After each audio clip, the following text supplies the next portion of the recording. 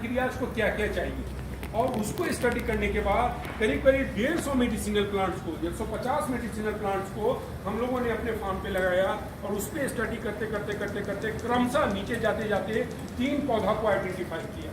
एक का नाम है स्टीविया, दूसरे का नाम है मल्टीविटामिन जिसको कि इंग्लिश में हम लोग कहते हैं सोरोपस एंटोलाइनस, और तीसरे का नाम है क्लाउजी जिसको कि कहा जाता है नाइजेला सैटिवा।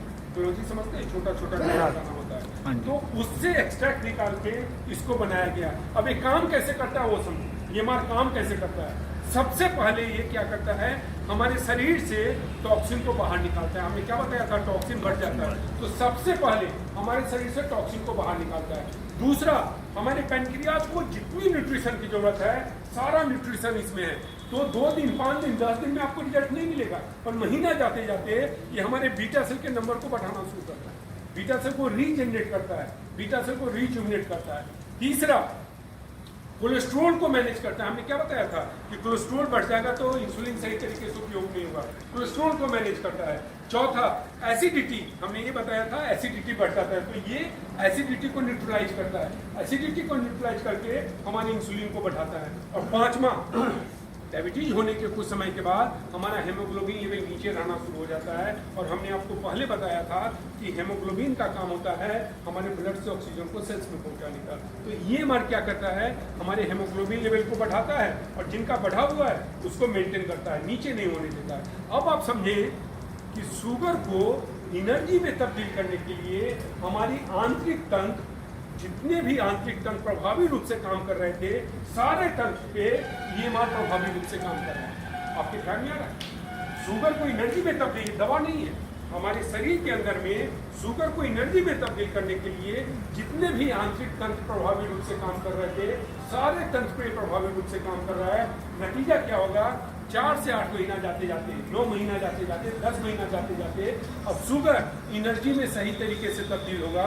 और यदि शुगर एनर्जी में सही तरीके से तब्दील होता है तो एक नया शब्द निकल के आता है कि हम डायबिटीज फ्री लाइफ जी रहे हैं। जबकि अभी तक हम क्या सुनते आए थे, डायबिटीज कंट्रोल।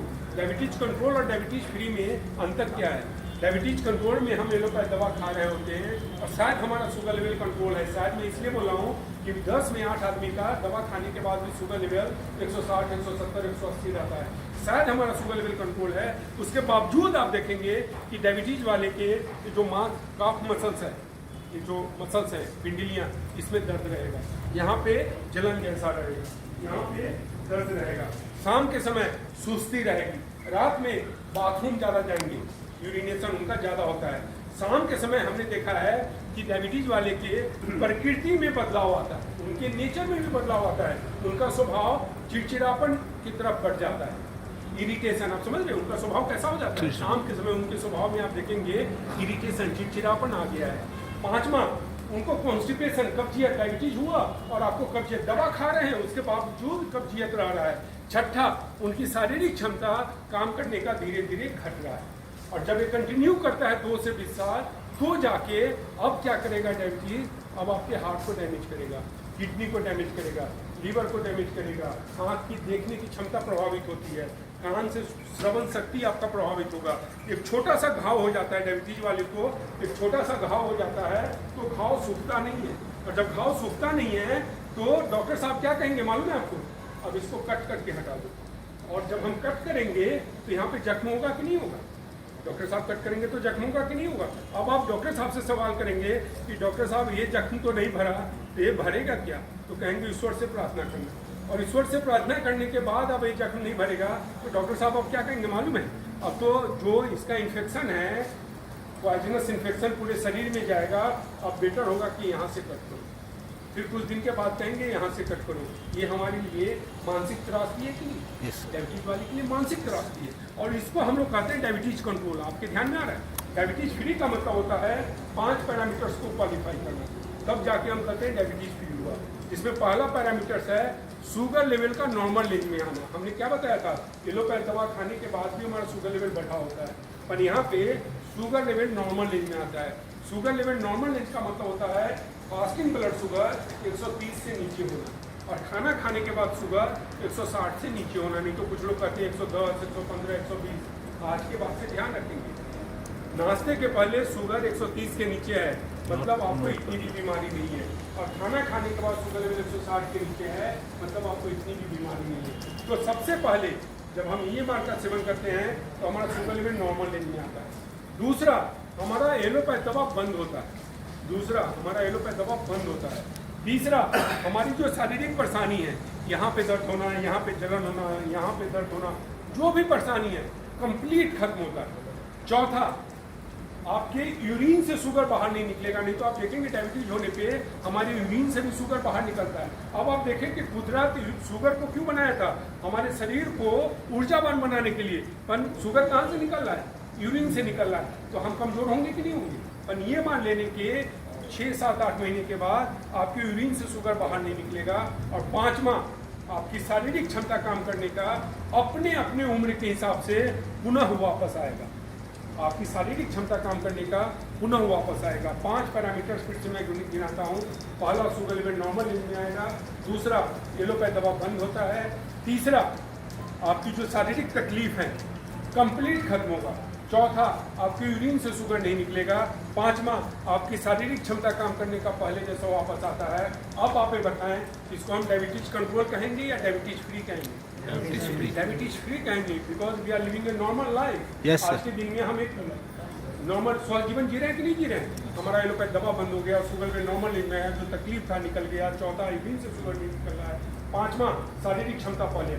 और जो ही एक इंसान डायबिटीज फ्री लाइफ जीता है, उसका सबसे बड़ा जो परिणाम निकल के आता है, जिसके लिए हम लोग अथक प्रयास कर रहे हैं। आप समझ रहे, अपने परिवार को छोड़ के महीने में 22 दिन 24 दिन तक भटकना, जानते क्यों करते?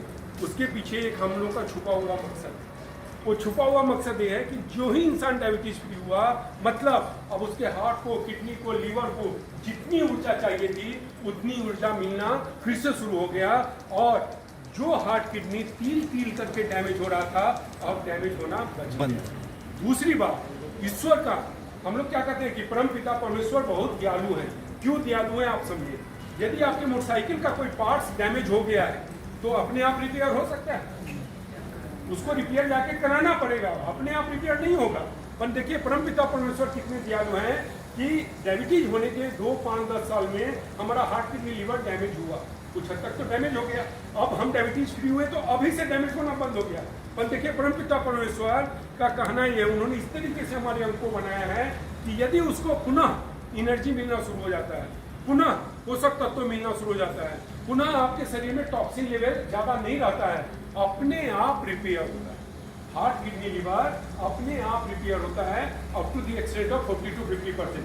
50% से ज्यादा है तो रिपेयर नहीं होगा, पर 50% तक भी रिपेयर होता है तो बड़ी बात है कि नहीं बड़ी बात है। और ये सबसे बड़ा कारण है कि हम लोग और हमारी जो टीम है अथक रूप से हम लोग घूम रहे हैं और लोगों में जागरूकता पैदा कर रहे हैं। क्यों? क्योंकि जो ही डायबिटीज फ्री होता है तो सबसे पहले उसका हार्ट, किडनी, लीवर डैमेज होने से बचता है। और दूसरा, जो डैमेज हुआ है टू दी एक्सटेंट ऑफ 50%, वो अपने आप रिपेयर होता है। उसमें हम लोग का कोई काम नहीं है, उसमें EMR का कोई काम नहीं है। वो हमारे परमपिता परमेश्वर की देन है, उनकी कृपा है, जिसके कारण अपने आप वो ठीक होता है। अब हमने क्या बताया था शुरू में कि केवल EMR के लेने से हम डायबिटीज फ्री नहीं होंगे। और मैं पुनः इस बात को बता रहा हूँ कि केवल इसका सेवन करने से हम डायबिटीज फ्री नहीं होंगे। इसको सपोर्ट चाहिए और इसको हम सपोर्ट करते हैं 3 तरीके से। इसको सपोर्ट करना, EMR को 3 तरीके से आप सपोर्ट करते हैं तो 99.99 नहीं 100% का मैं विश्वास दिलाता हूँ कि हम डायबिटीज फ्री होंगे। क्यों? क्योंकि आज के दिन में हमने लाखों लोगों को डायबिटीज फ्री किया है। उनका विश्वास लेके मैं आपसे बात कर रहा हूँ। और यदि 1 लाख लोगों का विश्वास मेरे साथ हो तो मेरा विश्वास कितना बड़ा होगा, आप समझ रहे हैं? मेरा विश्वास तो अपने आप बढ़ता चला जाएगा। तो उनके विश्वास के साथ में आप लोगों से बात कर रहा हूँ। तो पहला जो चेंजेस लाना है वो है खाना पीना। जो ही हम अराउंड 40+ जाता है, इसका मतलब ये हुआ कि खाने पीने का एज क्या रह गया, 40 साल। 40 साल के पहले जितनी मर्जी आप खा पी लें, पर 40 साल के बाद आपको केवल 2 ही शब्दों पे ध्यान रखना है। पहला फाइबर, दूसरा nutrition. Fibre, nutrition, fibre, nutrition, fibre, nutrition.